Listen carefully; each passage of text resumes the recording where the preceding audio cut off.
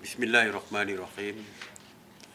Assalamualaikum warahmatullahi wabarakatuh dan salam sejahtera kepada seluruh rakyat Malaysia yang saya kasihi sekalian. Hari ini 18 Mac 2021 genap setahun Malaysia melaksanakan Perintah Kawalan Pergerakan ataupun PKP bagi mengawal penularan COVID-19 selepas pandemik ini mula dikesan di negara kita pada Januari 2020. Dalam tempoh setahun ini, pelbagai cabaran telah kita lalui bersama. Saya percaya setiap daripada kita mempunyai pengalaman dan cerita tersendiri. Saya juga pasti kita impikan kehidupan normal seperti biasa. Namun, hakikat yang perlu diakui, virus ini akan terus bersama kita untuk satu tempoh yang kita sendiri tiada jawapannya. Maka, kita mesti terus menjalani kehidupan dengan norma baru. Kita pernah berjaya melandaikan kes menjadi sifar sebelum ia kembali meningkat pada Disember tahun lalu. Maka tidak mustahil kita boleh berjaya sekali lagi. Untuk berjaya, kita harus berganding bahu, bekerjasama untuk melandaikan pandemik ini. Selama hampir 2 bulan, PKP 2.0 dilaksanakan dan berkat kesabaran serta kesungguhan semua pihak, hari ini kita sedang menuju ke arah kejayaan. Jika dahulu purata kes harian direkodkan sekitar 4,000 hingga 5,000 dan pernah lebih daripada 5,000, tetapi pada kali ini trend semakin menurun ke paras 1,000 lebih sehari. Kita yakin trend kes akan menurun lagi untuk beberapa bulan akan datang, ditambah pula dengan pelaksanaan program imunisasi COVID-19 kebangsaan ataupun PICK yang melibatkan 3 fasa vaksinasi yang telah pun bermula bulan lalu. Kerajaan sedar impak daripada pandemik COVID-19 menyebabkan rakyat terkesan hingga ada yang hilang punca pendapatan. Kerana itu, pelbagai bantuan dan inisiatif diperkenalkan bagi meringankan beban rakyat. Terbaru, kerajaan telah memperkenalkan beberapa lagi bantuan termasuk program strategik memperkasa rakyat dan ekonomi atau pemerkasa yang diumumkan oleh Yang Amat Berhormat Perdana Menteri semalam. Bantuan-bantuan ini diberikan oleh kerajaan bagi meringankan beban dan merangsang semula ekonomi negara dan rakyat. Pada sidang media hari ini juga, genap setahun PKP dilaksanakan. Saya ingin mengucapkan setinggi-tinggi terima kasih kepada semua petugas barisan hadapan yang bekerja tanpa lelah untuk menjaga kesihatan dan keselamatan kita bersama. Terima kasih yang tidak terhingga juga saya ucapkan kepada seluruh rakyat di negara ini yang sentiasa mematuhi prosedur operasi standard ataupun SOP sekaligus membolehkan kita melandaikan lengkuk ke tahap yang lebih baik. Kita masih berjuang dan akan terus berjuang memutuskan rantaian COVID-19 dalam negara kita. InsyaAllah, dengan kepatuhan semua kepada SOP, kita akan menang.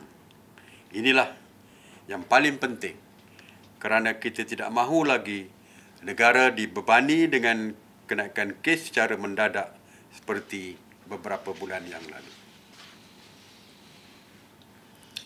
Mesyuarat semalam pada hari Selasa 16 Mac 2021 telah mendengar pembentangan daripada Kementerian Belia dan Sukan mengenai permohonan untuk membenarkan kemasukan penonton ke stadium ataupun venue bagi kejohanan sukan seperti Liga Malaysia berserta dengan SOP yang dicadangkan sendiri oleh Kementerian Belia dan Sukan. Setelah mendengar pembentangan tersebut, Ahli Jawatankuasa Mesyuarat dan setelah dipersetujui oleh Kementerian Kesihatan Malaysia, maka mesyuarat telah bersetuju untuk perkara seperti berikut, iaitu membenarkan kehadiran penonton ke stadium ataupun venue dengan SOP ataupun syarat seperti berikut. Yang pertama, di kawasan PKP bersyarat 10% kapasiti penonton atau 2,000 orang, mana-mana yang lebih rendah, dengan kawalan penyeliaan sepanjang masa. Yang kedua, di kawasan PKP pemulihan atau PKPP, 25% kapasiti penonton atau 8,000 orang, mana-mana yang lebih rendah, dengan kawalan penyeliaan sepanjang masa. Walau bagaimanapun, semua penganjuran kejohanan dengan kehadiran penonton adalah tertakluk kepada kebenaran KBS, Kementerian Belia dan Sukan. Kebenaran ini akan mula berkuat kuasa pada 1 April 2021 dengan 2 perlawanan bola sepak dalam Liga Malaysia yang akan dibenarkan dahulu sebagai percubaan ataupun proof of concept untuk menilai keberkesanan protokol pengurusan penonton. Di samping itu, pihak KBS, MKN dan KKM akan turut memantau dan membuat penilaian pematuhan protokol yang telah ditetapkan, khususnya dalam aspek pergerakan, kemasukan dan penyuraian penonton semasa perlawanan tersebut nanti. Jadi kita akan buat percubaan dulu, kerana yang membimbangkan kita adalah sewaktu keluar dan masuk. Ya, masuk perlu beratur dan ada penjarakan sosial di antara penonton sewaktu beratur masuk. Di dalam mungkin kita boleh pastikan kerana stadium yang luas tidak sukar untuk penjarakan sosial semasa menonton. Tapi yang lebih membimbangkan apabila keluar. Bola habis, bola tamat, keluar serentak. Kita boleh bayangkan, walaupun 2,000 sekalipun, ianya ramai. Kalau 8,000 lebih, ramai lagi. Jadi, sewaktu keluar juga merupakan satu perkara yang kita bincangkan semalam. Jadi, pihak stadium perlu mengambil tindakan supaya tidak berlaku kesesakan sewaktu keluar. Antara SOP-SOP lain yang perlu dipatuhi, tiket hanya dijual secara dalam talian, online saja. Yang berkenaan dengan season pass, dari segi cara pengambilan dan sebagainya, pihak KBS akan mengumumkan. Penjarakan fizikal minima antara penonton adalah 1.5 sehingga 2 meter. Operasi jualan. Kita tahu di sekeliling stadium biasanya ada kedai-kedai. Kedai makan, kedai sukan dan sebagainya. Hanya kedai-kedai yang sedia ada di stadium itu sahaja yang dibenarkan. Gerai-gerai dan baru dan sebagainya tidak dibenarkan.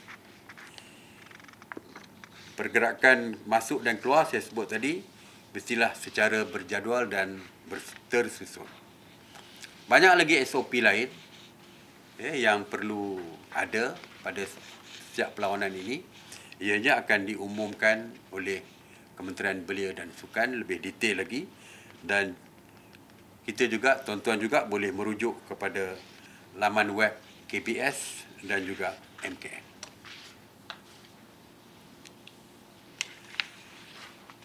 KKM juga melaporkan situasi kes COVID-19 di kilang YTY dan Asrama Pekerja Lekir, Setiawan, Perak. Sehingga 14 Mac 2021, KKM telah melaksanakan 162 ujian saringan dan daripada jumlah itu sebanyak 60 kes positif telah direkodkan. KKM mengesahkan bahawa berlaku peningkatan kes secara mendadak di lokaliti ini dengan kadar kebolehjangkitan dalam komuniti adalah tinggi. Setelah membuat penilaian risiko bersama pelbagai agensi dan jawatankuasa teknikal PKP dan atas nasihat KKM, kerajaan telah bersetuju untuk melaksanakan Perintah Kawalan Pergerakan Diperketatkan PKPD di kilang YTY dan Asrama Pekerja bermula 19 Mac sehingga 1 April 2021. Tujuan pelaksanaan PKPD ini untuk memudahkan KKM melaksanakan saringan secara bersasar ke atas semua penduduk serta mengawal pergerakan dan penularan jangkitan dalam komuniti. SOP PKPD samalah seperti yang telah diumumkan dahulu. Kerajaan juga sebelum ini telah melaksanakan PKPD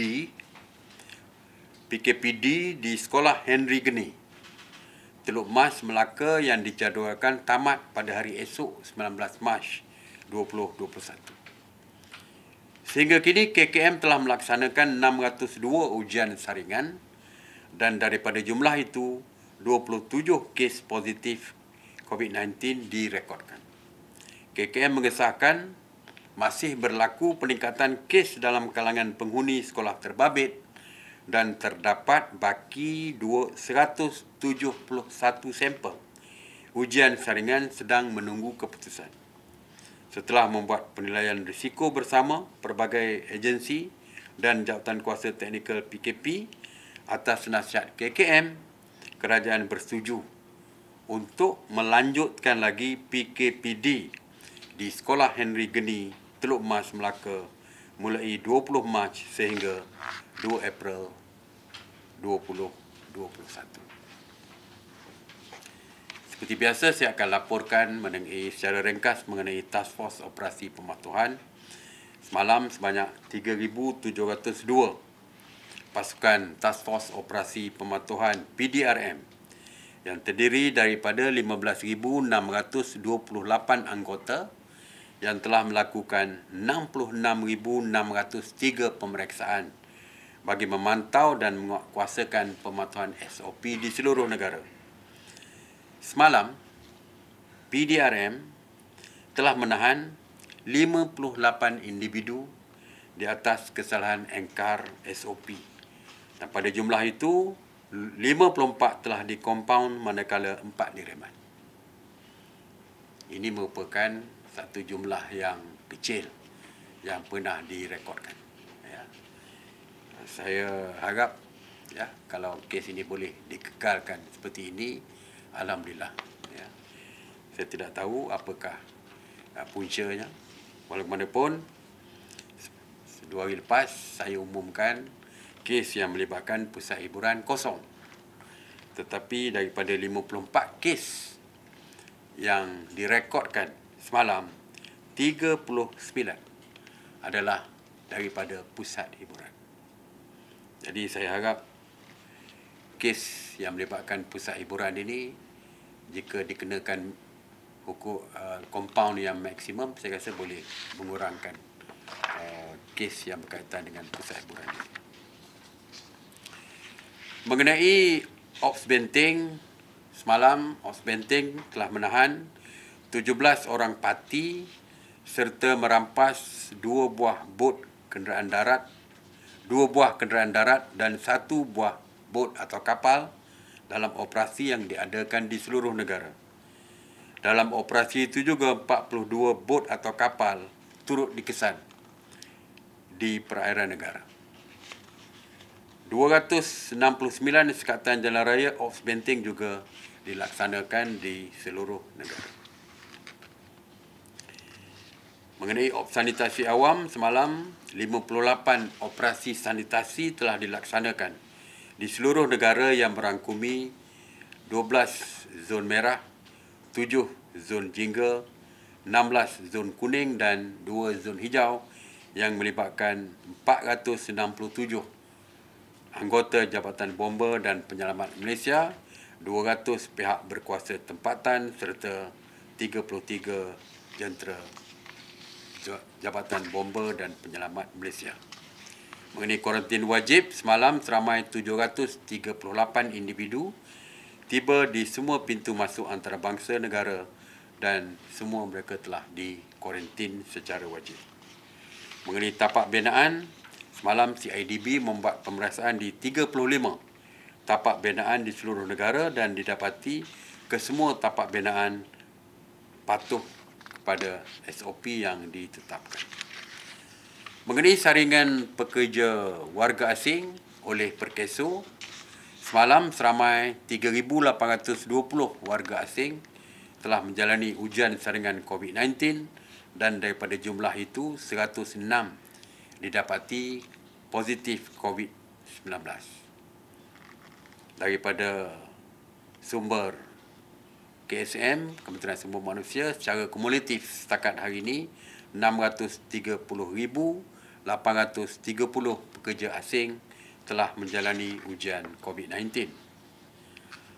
Mengenai keperluan barang keperluan asas di bawah Kabinet HEP, sebanyak 735 pemantauan harian ke atas 11 jenis barangan bekalan di peringkat peruncit sebanyak 546, pemborong 159 dan penghilang 30, dan KPDN HEP mengesahkan bahawa semua barangan bekalan barang makanan adalah mencukupi dan mudah diperoleh. Itu saja. Terima kasih. Saya buka kepada soalan. Assalamualaikum Datuk Seri. Saya Haris dari Penama. Datuk Seri, sesudah daripada pengumuman Bazar Ramadan dan Aidilfitri, Bazar Aidilfitri tempoh hari, mungkinlah akan ada SOP yang berbeza mengikut negeri. Jadi melihat pada kejadian sebelum ni melibatkan pasar malam, pasar tani dan sebagainya, ada negeri yang tidak membenarkan operasi tersebut. Dalam hal ini, peraturan manakah yang perlu diikut oleh peniaga dan adakah PBT negeri berkenaan mempunyai autonomi dalam menentukan perkara tersebut?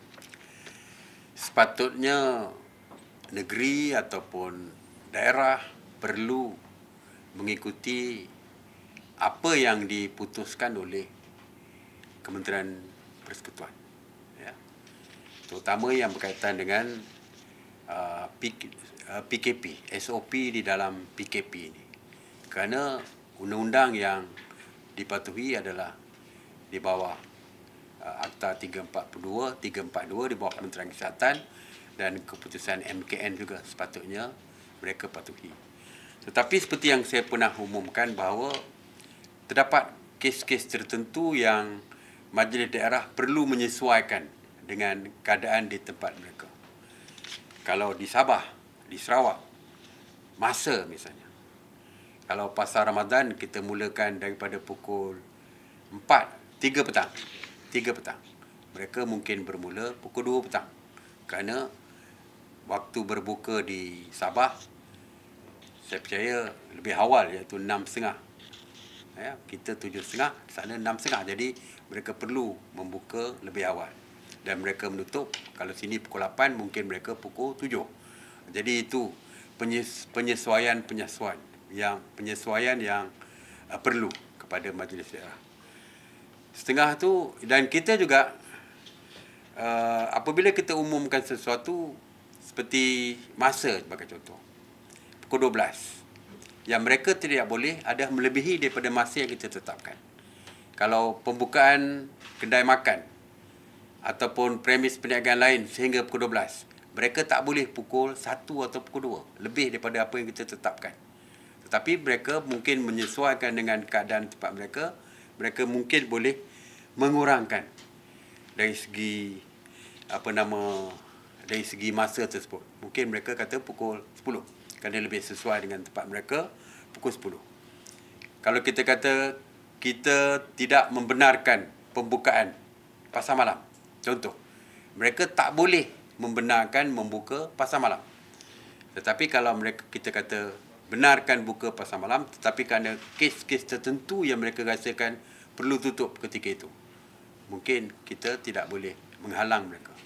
Tetapi pada dasarnya, apa yang diumumkan oleh Kerajaan Persekutuan sepatutnya mengikat negeri dan juga daerah. Tetapi seperti saya kata, mereka boleh menyesuaikan dengan keadaan. Ada pindaan sedikit tu kita tidak menghalang kerana nak menyesuaikan dengan keadaan. Mungkin setengah negeri bulan puasa ni kerana ibadah tarawih dan sebagainya, mungkin setengah negeri mungkin mengatakan mereka nak kontrol dari segi masa dan sebagainya. Jadi itu kita boleh serahkan kepada negeri yang berkaitan.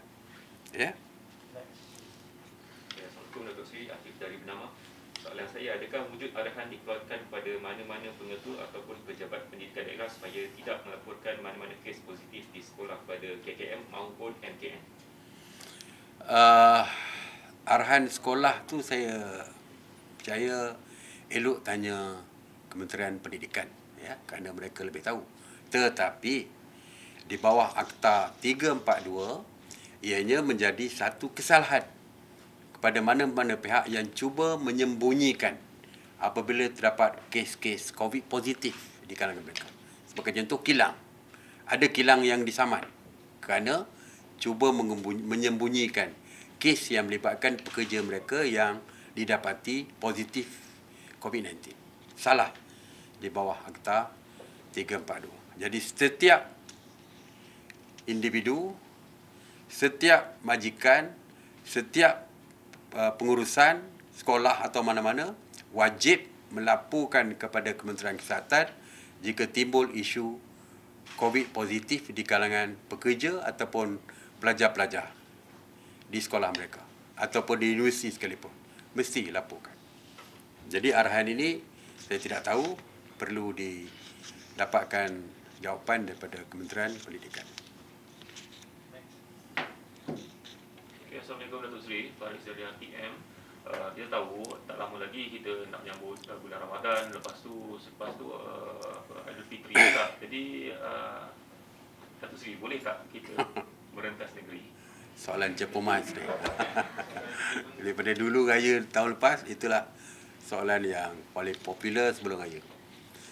Okey, terutamanya bila kita dah ada longgarkan sedikit, melonggarkan tahun ini, bazar Ramadan dibenarkan, solat tarawih dan aktiviti dalam masjid dibenarkan, saya percaya soalan itulah yang akan muncul.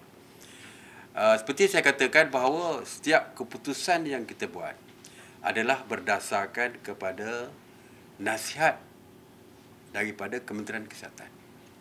Kementerian Kesihatan lah yang akan membuat penilaian sama ada boleh dibenarkan atau tidak.